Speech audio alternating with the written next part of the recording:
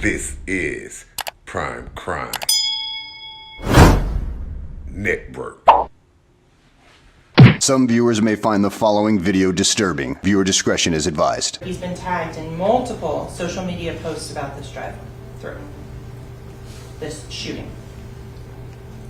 And Mr. Demmons responds very succinctly, "I did that." Shh. More than 4 years after two young rappers are shot to death, one of their best friends, Ynw Melly, goes on trial, accused of murdering them. Why he would commit such a heinous crime against his own two best friends for no reason. Ynw Melly's attorneys say he's the victim of a sloppy police investigation. We look at the top 6 moments from day one of Ynw Melly's trial. Jamel Demmons' double murder trial is officially underway in Broward County, Florida. Demmons is known to the hip-hop community as Ynw Melly. Melly faces 2 counts of first-degree murder for the October 2018 shooting deaths of his friends, Christopher Thomas, who went by Ynw Juvie, and Anthony Williams. He went by Ynw Sack Chaser. Melly, Juvie, Sack Chaser, and a 4th Ynw member, Cortland Henry, also known as Ynw Bortland, left a late-night recording session on October 26, 2018. They were in an SUV driven by Bortland when Juvie and Sack Chaser were shot. Henry showed up at a hospital in Miramar, Florida, and claimed they were the victims of a drive-by shooting. But prosecutors say that's all a lie. Months later, Melly and Bortland were charged with their murders. Prosecutors say Melly was sitting in the back seat and shot his friends. Meanwhile, Melly says he's innocent. He faces the possibility of the death penalty if convicted, and he could get the death penalty more easily than past convicted defendants because of a recent law change which allows a jury to impose the death penalty by a vote of 8-4. First tonight, a Prime Crime Network was exclusive. A 34-year-old John Thigpen shot and killed his friend during an argument.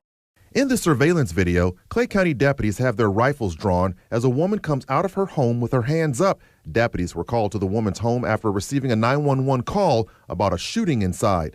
Deputies say 34-year-old John Thigpen was the shooter who called 911 to report that he shot his friend after the two got into an argument. Moments later, the surveillance video captures Thigpen being taken into custody at gunpoint.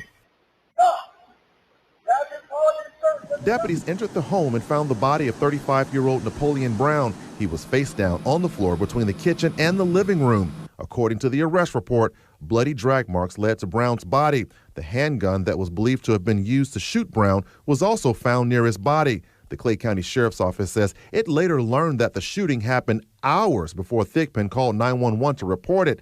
The detective handling the case said inconsistent statements by Thigpen, along with physical evidence at the scene, a delayed phone call to 911 to report the shooting, and no evidence to suggest Thigpen was in imminent danger is what led to Thigpen being charged with second-degree murder. While several homeowners in this normally quiet neighborhood declined to comment about the incident, one neighbor who did agree to go on camera says what happened on Saturday was highly unusual for this community. The community was shocked. We were all shocked because they were a quiet family. You know, they had kids there, they had the dogs, kept to themselves, and it was just a shock that something bad like this happened in our neighborhood. What sparked the argument that led up to the shooting remains unclear.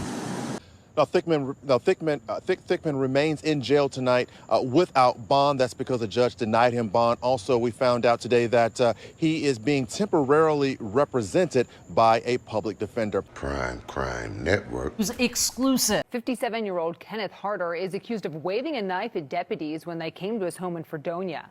Investigators went there to execute a search warrant related to internet crimes against children. Prosecutors say Harder grabbed a knife and was shot after a short struggle. Today in court, Harder was ordered to stay away from any device that can connect to the internet. A hearing for him is set for next month. Prime Crime Network was exclusive. 27-year-old Adela Gomez Oninga on your screen, charged with first-degree intentional homicide and use of dangerous weapon in a fatal stabbing. It happened Saturday night.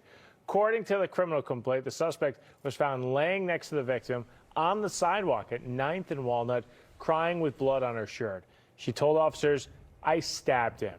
She says they were arguing because the victim started drinking after being sober for a year. She claimed the man tried to take her money.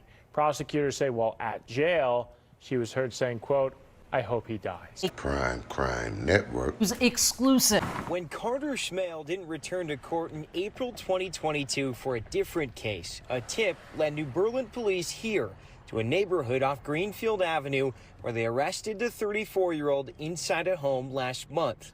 The next day, the criminal complaint says police returned to the house for a suspicious complaint.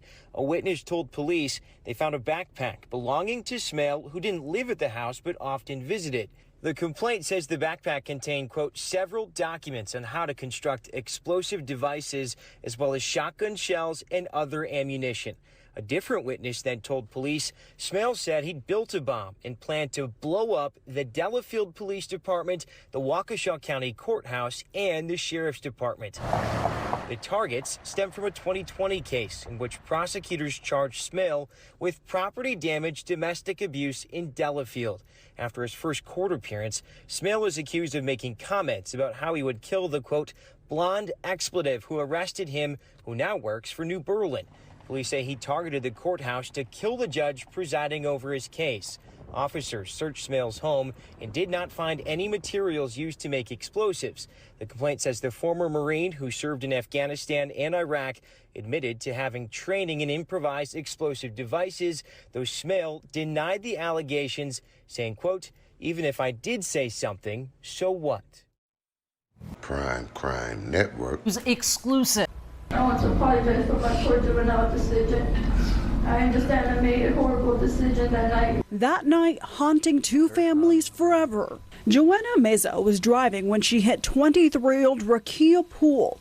Poole was attempting to cross the street. I acknowledge my mistake and I regret leaving the scene. Not only did Meza leave the scene, she was caught on surveillance cameras getting out of her car to clean up the damage of the impact. Then minutes later, she sped through the crash scene again. You had time to change your clothes, wipe your vehicle down, but leave Rakia lifeless in the street. You do dogs like that, not a human being. You left a whole human being in the street and then you drove back by her dead in the street. The district attorney also revealing there were empty alcohol bottles at the scene. Meza's attorney... We're dealing with a teenager here.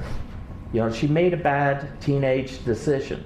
The judge ultimately sentencing Meza 5 to 15 years behind bars. Outside the courthouse, Poole's family satisfied with the sentence. I do appreciate her owning up to what she did. The Poole family tells me that they do forgive Meza and hopes that after she gets out of prison, she'll become a changed person. The judge, though, however, said that if Meza had stopped and made an anonymous phone call to 911 to get help for Poole, it could have made an impact on her case. Thank you for watching Prime Crime Network, your source for urban and suburban and around the world news. Hit the subscribe, like, and the notification bell. And check us out on PrimeCrimeNetwork.com.